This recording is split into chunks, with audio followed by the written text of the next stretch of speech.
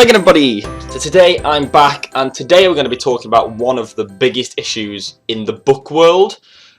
The mere mention of the word Kindle, I nearly cowered myself, can make some people run screaming down the street in tears as if you've called them the Antichrist or punched their mum in the face, and I think that's a really interesting situation because I work in a bookshop, I love books, I've got a large book collection, this isn't even it, but I do have a Kindle, and I think a lot of people hate them, a lot of people love them, and today I want to look at when a Kindle is a good thing.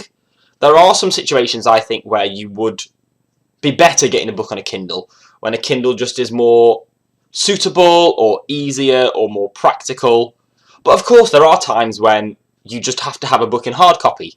So today we're going to look at those two situations, when you should buy a book, when you should buy an ebook, and what the difference between those situations is. So, I have got a Kindle. I've taken that bullet and told you all now. Now it's time to look at why I've got a Kindle. When it's good to use, when I use my Kindle. Now I'll start this off by saying, I haven't turned my Kindle on in 18 months. So this might seem a little bit weird coming from me, but I can still see there is some merit to Kindles.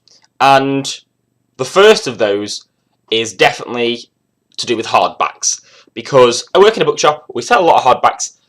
I hate hardbacks more than you would believe. I think there are some situations when a hardback is good, when it's a pretty book or it's like a big illustrated reference facts and figures and pictures book.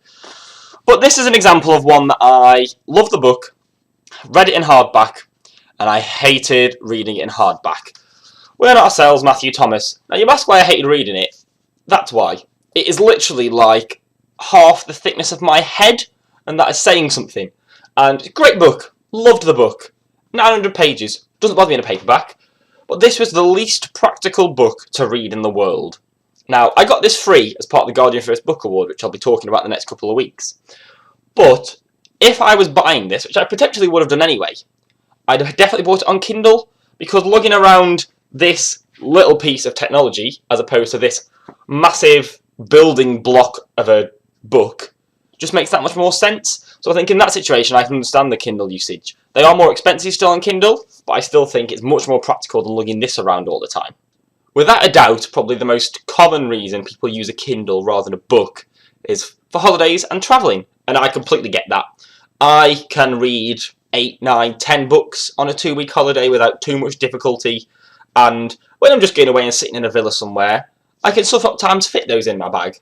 More often than not though, a Kindle, that one device that's the size of one book, can keep me going for 2 weeks. Otherwise I have to have a separate suitcase for books. So I can see it in that situation. And especially I'm going travelling in a month, and I can't be lugging 10 books around with me, wandering around in a backpack for 3 weeks.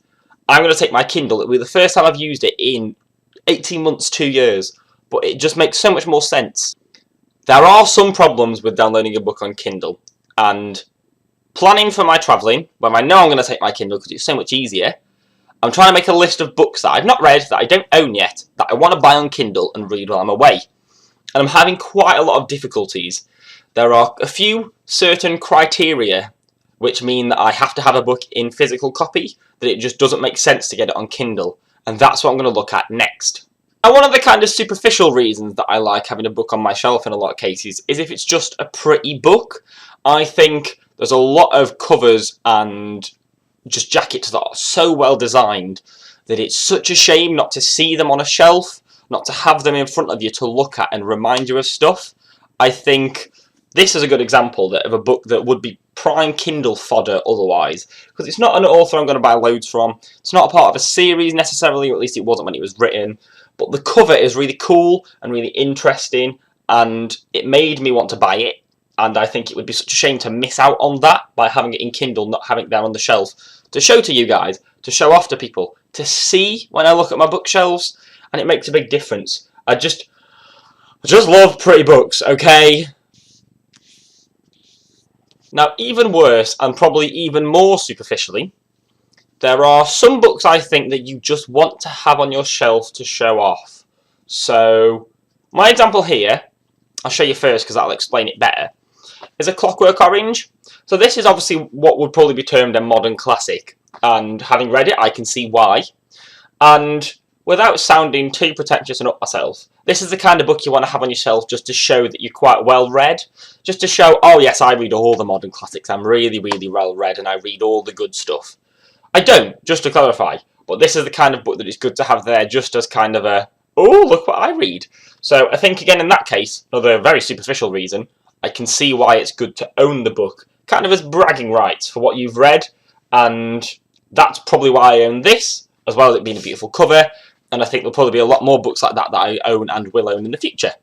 Now, if anyone who's watched this channel for the past 6 or 8 months will know, I'm going through a bit of a manga phase and having a bit of a binge on a lot of manga, and I think that's another case where a Kindle just doesn't cut the mustard.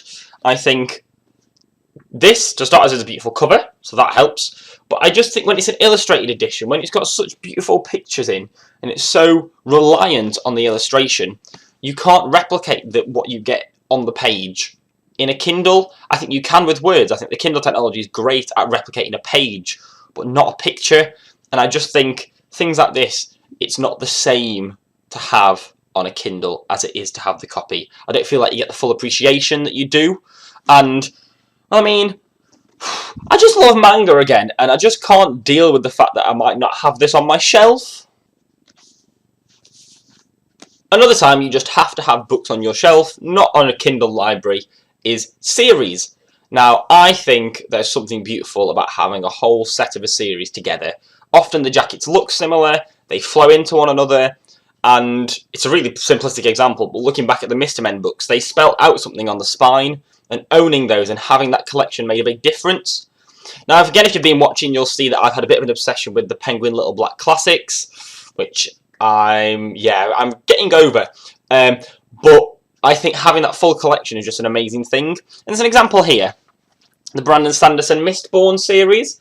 So the jackets and the covers are beautiful, they all match the same, and I just don't know why you wouldn't want to have these on your shelf as a collection, as a group. If you had them on the Kindle, it's different. They're made to sit next to each other, and they wouldn't on a Kindle in the same way. I think that's a real shame to do that to a book. Similarly with these books, actually, I think another time it's good to have the physical copies is when they're signed. So I'll show you here. These Brandon Sandersons are all signed by the man himself, and I think it's really special to have an author put pen to paper on the book they've written. You can't get that on a Kindle. You can get your Kindle signed. I don't think that's the same. And I mean, again, working in bookshops and organising events and meeting authors as part of my job, I not think it's a surprise that I like that. But still, I just think between the two, between signed copies and series, I think I just love them so much. Wow, I need to stop doing that. So there we have it. There are reasons to have Kindles, there's reasons not to have Kindles. Don't go throwing your Kindle away, don't go burning your bookshelves. I think the balance between the two is what makes the most sense. You use them in different situations, you buy different things, and you get completely different experiences from it. Now, as a hoarder, I do find it difficult to buy a book on Kindle and not own it. So there are some examples of books like Ender's Game, which I would have just loved to have on my shelf, and I got on my Kindle and I kind of dislike. But for travelling and those kind of things, it just makes so much more sense. And I'm actually looking forward to using it when I go travelling. I enjoy using a Kindle, and I don't think there's any reason not to. So I'm intrigued to see what you guys think about it, because I know Kindles and e-readers have had a really divisive impact on readers. Just in my friends and family, some people love them, some people hate them, and I'm intrigued to see what you guys think about it. So let me know in the comments down below if you've got one, if you use one, when you think it's good and bad to use it. There's tons of stuff to talk about with this. As always, if you've enjoyed it, please leave a like and subscribe. I'm really enjoying being back and doing a lot more of these videos, and I've got tons of really good stuff planned. I'm not far off 200 subscribers now, so if you haven't subscribed, please do. It's really appreciated, and I've got some really exciting stuff planned for 200 in the next couple of weeks, and I'm hoping to be able to show you guys all that stuff soon. Other than that, I hope you've enjoyed this, and I'll be back in the next couple of days again with my next video.